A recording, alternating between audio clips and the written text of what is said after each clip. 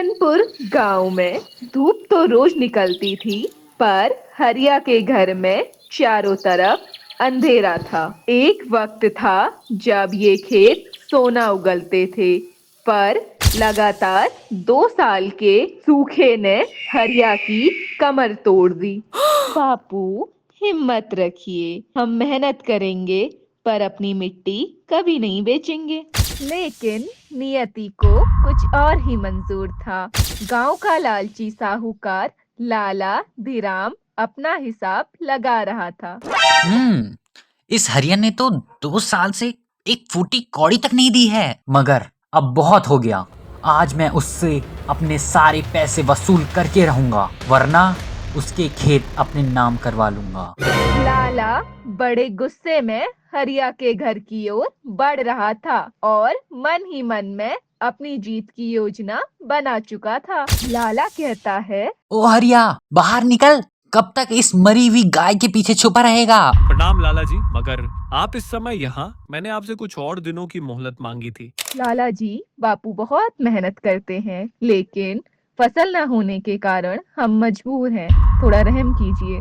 चुप कर लड़की, मुझे रहम नहीं, अपना पैसा चाहिए। या तो अभी के अभी अपना सारा कर्जा चुका, या फिर अपने इस घर और खेत से हाथ धो लेना।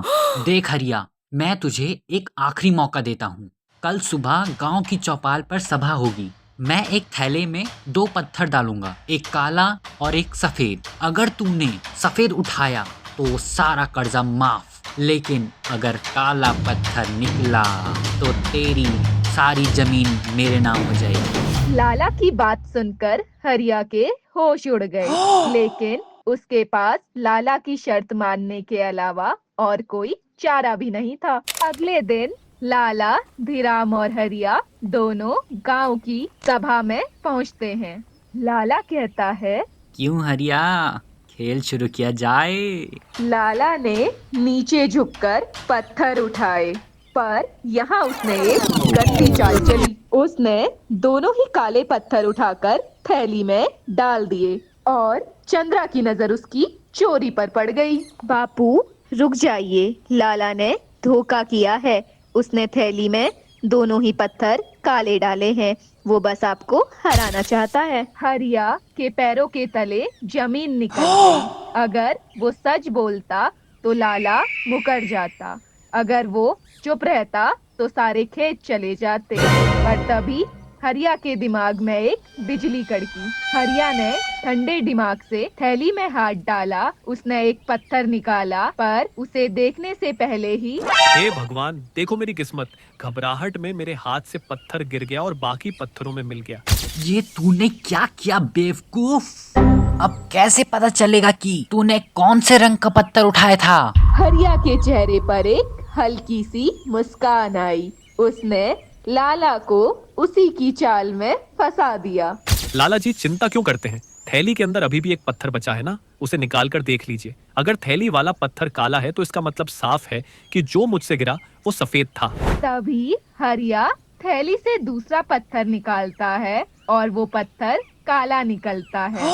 सरपंच जी कहते हैं, देखो, थैली में काला पत्थर है। इसका मतलब है कि हरिया ने सफेद ही उठाया था। शर्त के मुताबिक हरिया का कर्ज माफ किया जाता है। लाला धीरम सुन्न रह गया।